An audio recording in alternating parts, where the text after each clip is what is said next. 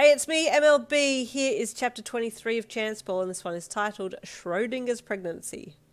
Here is just a polite warning before we start. There is a scene in this chapter that I've had to skip quite heavily over, but as you all know, the completed book without any of the scenes being chopped out can be found on my Quirky Fanfics website. The link is free from my Patreon. Patreon is the same name as here, MLB224 Fanfics. Free to join to get to the website to read the scenes that have been taken out. If you dare. That I should add that in, if you dare. Okay, so without further ado, let's keep going on the chapter.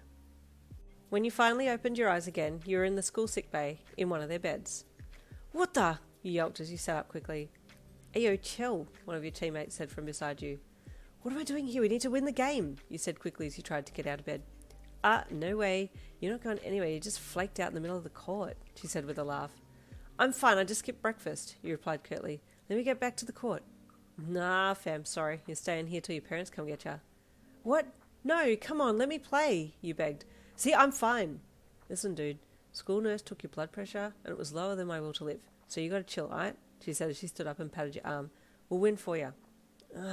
You groaned sharply as you flopped back onto the bed. Why now? It wasn't long before your mum walked into the room and looked at you. What happened, honey? She asked. I didn't have breakfast and my blood pressure is so low that I passed out. But I'm fine, you added. Please tell the nurse I'm okay so I can go back and play. I think you should rest and eat a proper meal at home, sweetheart, your mum said tenderly. You can play the next game. You slumped and dragged your feet out of the bed, not wanting to move unless it was to go back to the game. Your mum thanked the nurse and you both headed home, much to your chagrin. How'd the practice match go? Dabi texted you later that day. I didn't get to play because I passed out and they sent me to the nurse's office, you sent back, adding the angry face on the end. I'm pissed. I don't want to talk about it. Oh, you want to do an angry session then to get it out of your system? He leered, sending the smug face emoji. Could you handle the angry session with me? I might cut your dick off and sew it on your forehead, you sent. Does that mean you'll ride my face then? He asked. Not going to lie, that image does terrify me though. So you're scared of two things in life, me dabbing and me sewing your own dick on your forehead, you sent. Well, number one is a very real and terrifying fear though, Dabi replied. Lol, you sent back. No, but seriously, you okay? He asked. You're so soft now, Dabi, you sent back. Let me rephrase my previous text. You'd better be okay, otherwise I'll screw you sideways from Monday to June. That makes absolutely no sense at all, you replied, cracking a smile as you replied his text. Just then your mum called out that lunch was ready. I gotta go, lunch is ready, you sent to him. Eat up, mama, he replied. You furrowed your brows in confusion at his text, staring at your screen a little too long. Mama? Wait. You looked up at your blank wall, staring intently at it as you tried to count how many weeks it had been since your last period. Oh, crap, you thought. I never took that morning after pill, and my period is 1 and a bit weeks late. Hell, how am I going to do a pregnancy test without my parents knowing? Your stomach nodded with fear and stress. What if I actually am pregnant? You thought. Dabi did this, so we'll be fine. Don't panic. You got up and slowly made your way towards the kitchen as your mind continued to mull things over. Come and eat, your mum said cheerfully as you walked through the doorway. There was a heap of food there, but the sudden worry of the possibility of pregnancy robbed you of your appetite, and you dolefully sat down and stared at your plate. Well, eat up, sweetheart, your mum encouraged. You looked up and smiled weakly at her before reaching for some food. Are there some early pregnancy symptoms that might be able to tell me if I'm pregnant or not? You thought as you discreetly pulled your phone out of your pocket and punched the question into Google, clicking on the first link that came up. You quickly scanned the list, answering no to all the questions as they came up. So boobs, no. Aversion to food, no. Well, not really. I'll be able to eat better once I know if I'm pregnant or not. Tired? Always, but no more than usual. More frequent urination? No. That was a weird question. Missed period? Yeah, but out of all of these symptoms, I only answered yes to one of them.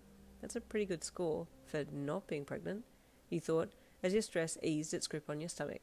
I'll do a test just in case, but I don't think I'm pregnant. And with that, you happily dug into your lunch and ate your fill before going to take a nap. The next day was Sunday, and you spent a lot of time sleeping. Man, I just want to eat and sleep these days, you thought as you rolled over and looked at the time. 3:30 p.m. Guess I should get up. You dragged yourself out of bed and took a shower, then got back into some fresh pajamas and flopped back into bed. What are you doing? Dabi texted as your head hit the pillow. Sleeping, you replied.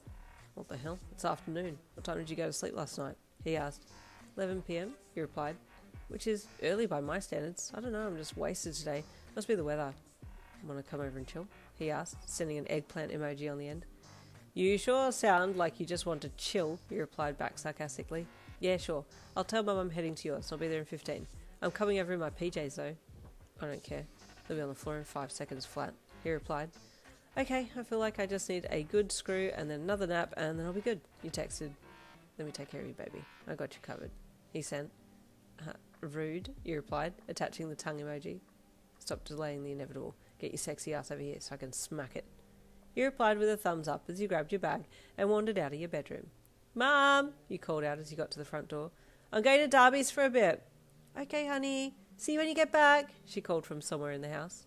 You nodded as you left, casually making your way to Dabi's, in pyjamas, giving zero fricks as to what you looked like. Sup, you said in a dead tone as Dabi opened the front door.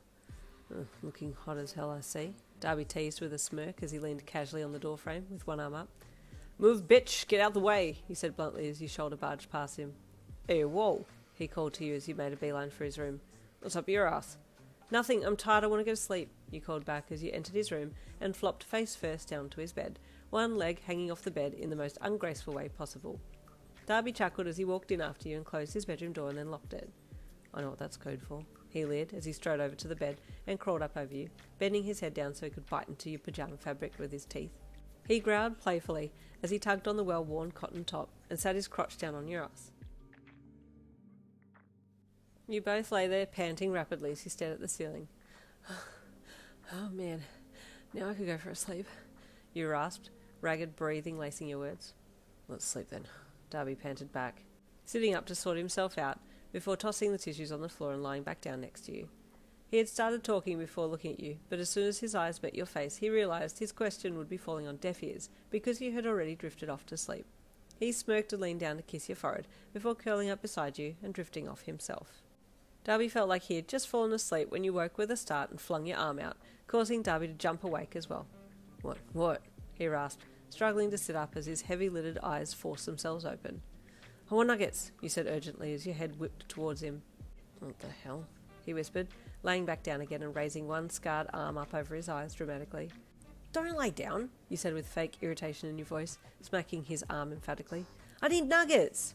Such a dramatic wake-up for frickin' nuggets, though, he grumbled. It's nuggets we're talking about here. It's very important, you insisted. You're damn lucky that I like you a lot, he mumbled, as he pulled himself up and crawled over you to get out of bed. You love me, you replied with a cheeky smile, and lay back down on the bed, stretching comfortably. Dabi found his crumpled clothes on the floor and pulled them on before grabbing his phone from the bedside table.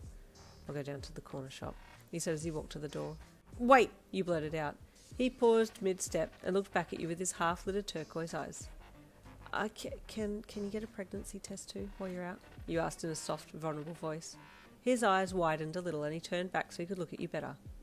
I don't know, you said quickly, cutting him off. Could you just get one? He nodded, a small smile pulling at his lips as he did his best to contain his growing excitement.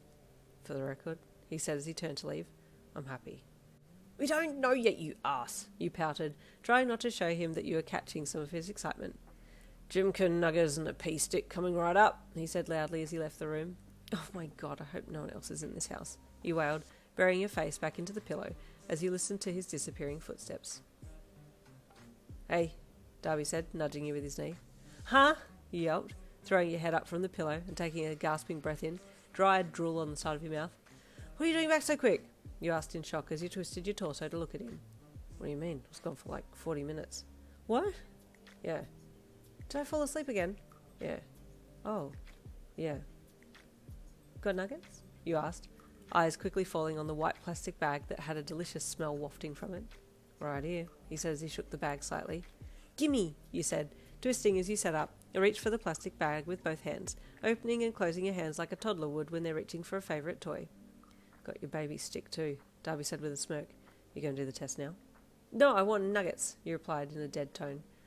You don't want to find out if we're going to have the cutest baby girl in the world? Dabi asked as he handed you the nugget packet and plopped down beside you.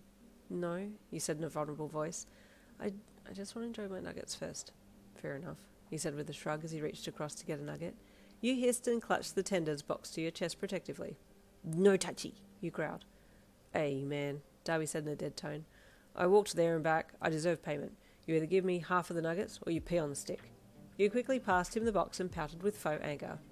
That's more like it, he leered, before taking a few nuggets and throwing them down.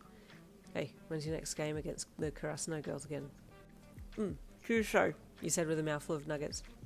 I heard from the girls that we beat them in the practice match, so that real match will be easy.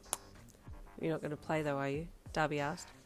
Screw you, of course I am, you said, cheeks filled with nuggets as you stared him down. Why the hell wouldn't I play? Because you might be pregnant, Dabi replied sarcastically. You shouldn't play, just in case. I'm probably not, I'm just being stupid, you said dismissively. If you're so sure, then go and take a test then, Dabi challenged, jerking his head in the direction of the toilet down the hall. Can't be bothered right now, you lied, not looking at him. You're scared, he said bluntly, hitting the nail on the head and riling you up even more. I'm not scared, you said sharply. Stop making such a big deal about it. He replied with a shrug, eating more nuggets and looking away. You had lost your appetite now, feared that you might actually be pregnant, sinking in.